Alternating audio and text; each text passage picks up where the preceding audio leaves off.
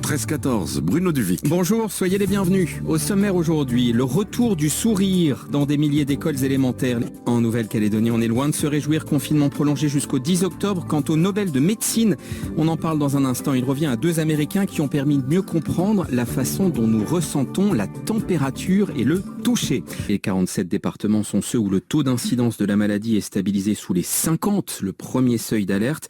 La carte peut évidemment évoluer. Demeure au-dessus du taux d'incidence 100, les Bouches-du-Rhône, la Martinique, la Réunion, bien au-delà à 519 selon le site Covid Tracker.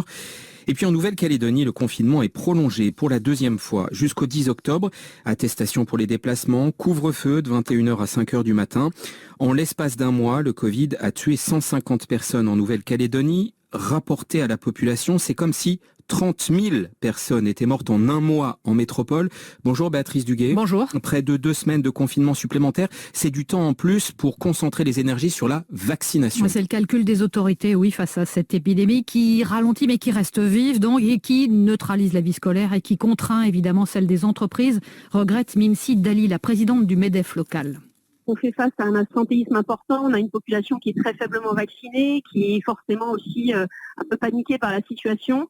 Du coup, les entreprises font face souvent en réduisant leurs horaires d'ouverture et en mettant une partie de leurs effectifs au chômage partiel. Et pourtant, les vaccins sont là depuis 8 mois, mais le territoire s'est longtemps cru à l'abri. Il reste beaucoup de gens à convaincre. Nous vivons la même situation que dans la plupart des autres territoires d'outre-mer. Beaucoup de réticences, beaucoup de fausses informations sur les réseaux sociaux. Donc il y a un gros travail de communication à mettre en œuvre pour espérer faire progresser significativement la vaccination. Alors si cette vaccination progresse cette semaine, un pass sanitaire comme en métropole viendra amorcer le retour progressif à l'activité la deuxième semaine. Et la rentrée scolaire aura lieu après des vacances groupées, prolongées. Élèves bientôt masqués, là, pour la première fois, indique Isabelle Chamorro, la vice-présidente du gouvernement néo-calédonien en charge de l'éducation.